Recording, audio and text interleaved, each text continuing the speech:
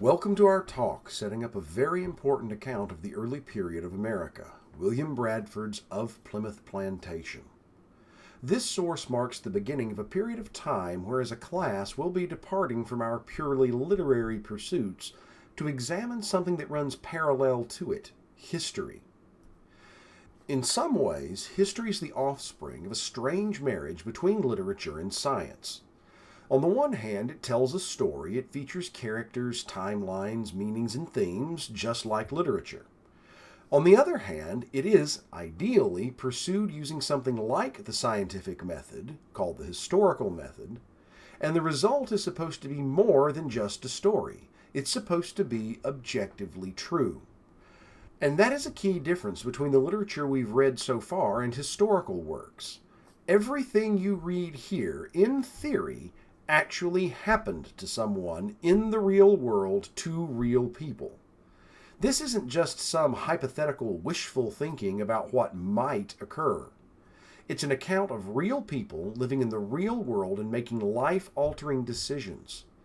And we get a front row seat for the results. Now, to be clear, all history comes from someone's perspective, and we need to read it intelligently, identifying biases and filtering out errors. But if you think about it, history takes our discussion to a whole new level. This isn't just someone's opinion about life. It's their actual lives. And when you see them make mistakes, they genuinely paid for it. As we get started, a word on the larger history that will help you make sense of the larger situation.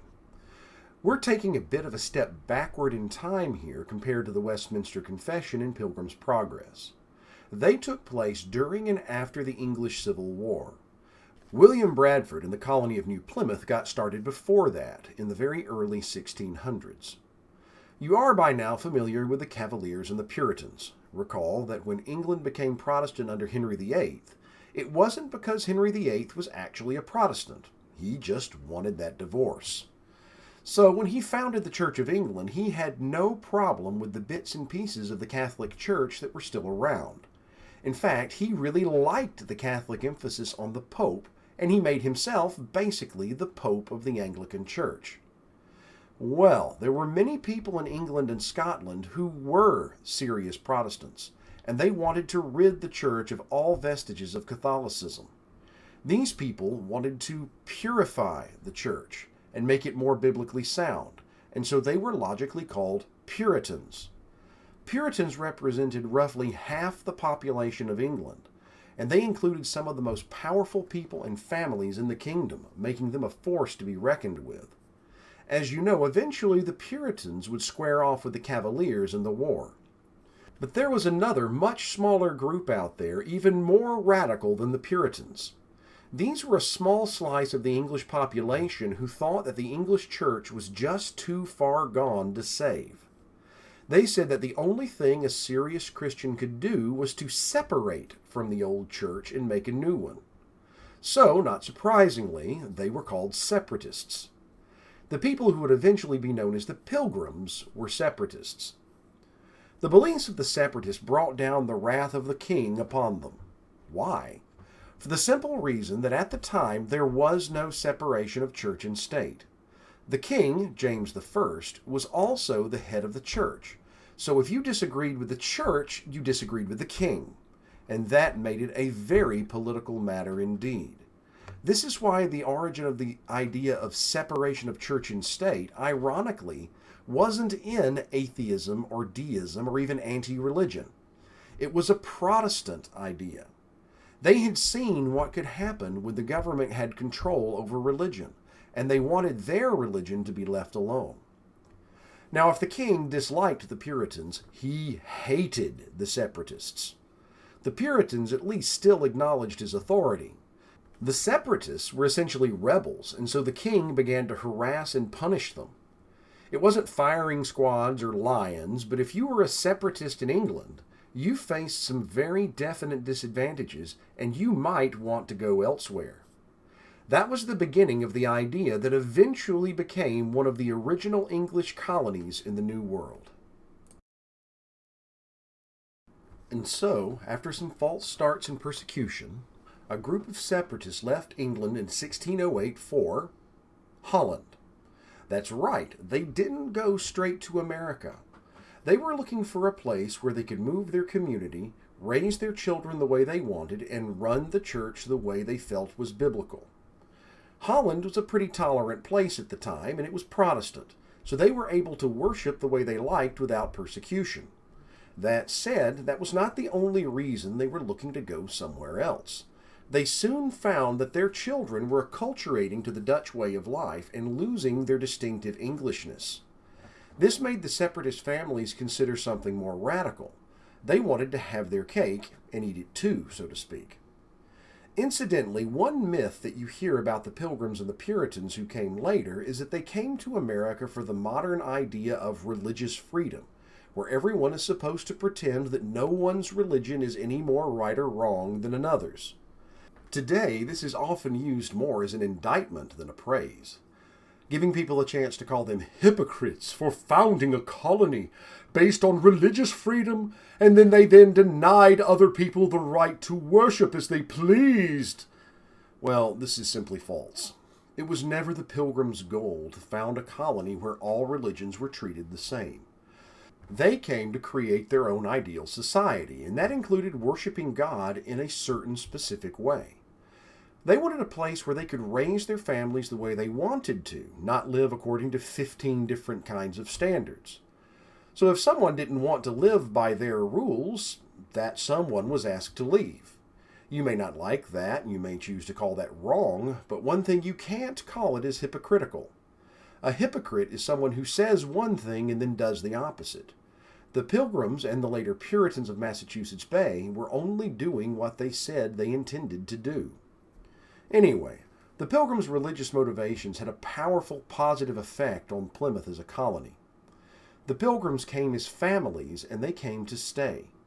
They took much more care in choosing the location of their colony, and they worked hard at building it into a place where they and their children would actually want to live for generations.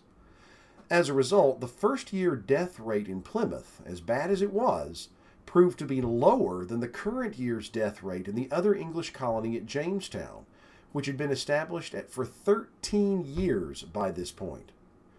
The Pilgrims looked at the local Native Americans as neighbors, and they seriously intended to share their faith with them, hoping to make them Christian brothers and sisters. They purchased the land from the tribes on which they built their settlement rather than just taking it. Not surprisingly, their relationship with the local tribes was much better. A counterpoint example to what happened in some other English colonies illustrates this further. While the Pilgrims were searching for a site for their community one cold winter day, they happened upon what seemed to be an abandoned village. In the middle of the village, they found a large mound of earth. As they started digging, they discovered piles of corn under the dirt. They brought it back to their starving families, praising God for the unexpected windfall. Unfortunately, they didn't understand enough about Indian culture in the area to know what had actually happened. Every spring, the tribes traveled out from a central lodge to small farming villages where they raised their crops. At the end of the year, they took the harvest back with them to the central lodge, where they would pass the winter, leaving behind the corn to plant the next spring. So without knowing it, the Pilgrims had actually stolen most of the seed corn that this tribe would depend on to plant their fields the next year. The tribe retaliated by attacking a hunting party and taking one of the English prisoner. Well, you can imagine how Jamestown might have responded to this, violently. The Pilgrims, though, reached out to the tribe and discovered what had happened. They apologized and promised to return all of the corn as soon as they could. The man was freed without fighting, and peaceful relations were established between the two groups. The end result, as we'll see in Of Plymouth Plantation, is that though the colony will face plenty of troubles, the Pilgrims will work through them one at a time and, with the help of God, establish a strong and thriving society. The man who would lead them through much of this upheaval was William Bradford. William Bradford was born in 1590, and he was a very early and sincere convert to Puritanism. He was also an out-of-the-box thinker.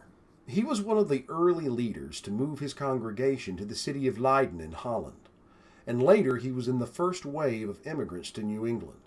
He was himself a signer of the famous Mayflower Compact. He became governor of the new settlement in 1621, less than a year after it was founded, when the previous governor, John Carver, collapsed and died while working in a field. Bradford would lead the colony off and on as governor until he died in 1657. Along the way, he kept notes and journals of his life and experiences.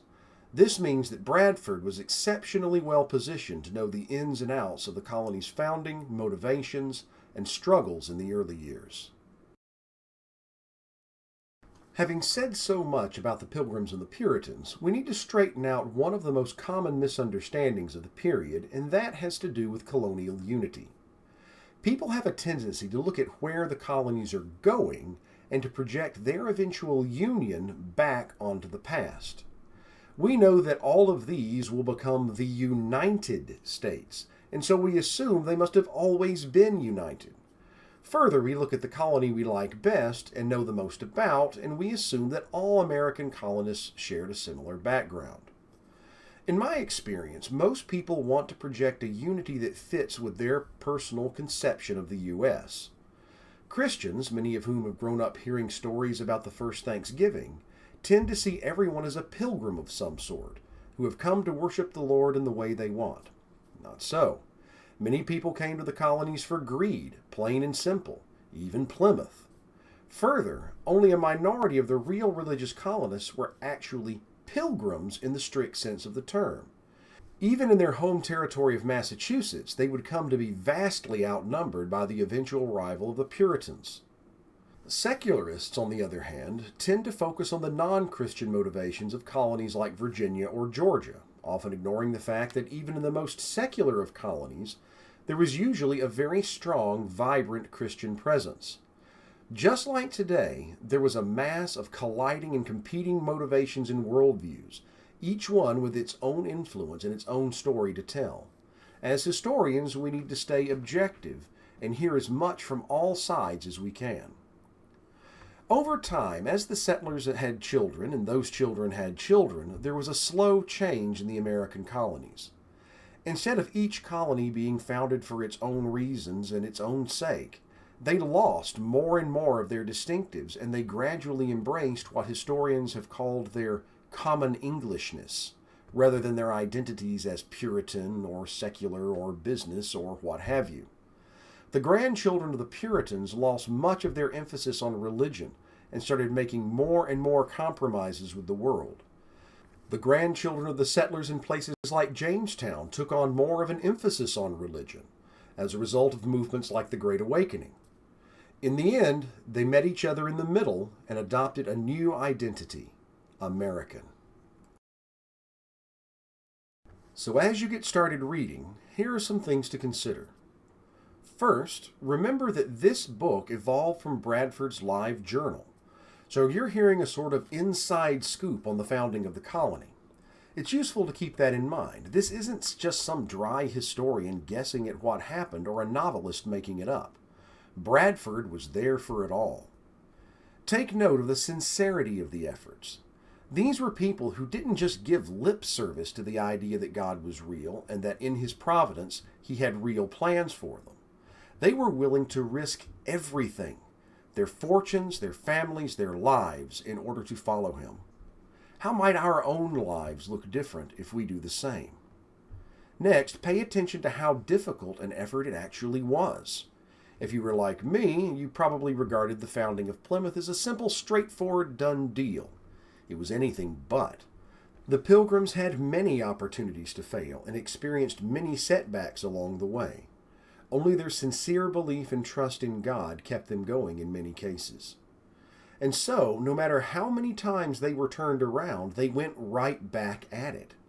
This, in the end, was what made the colony succeed. Finally, note the Pilgrims and later the Puritans and the very strong Christian foundation that they laid for what would become the United States. The goal, as John Winthrop later put it, was to found a shining city on a hill, not simply to plant a colony to make some money. At first, the Pilgrims were attempting to found that city for themselves and their families.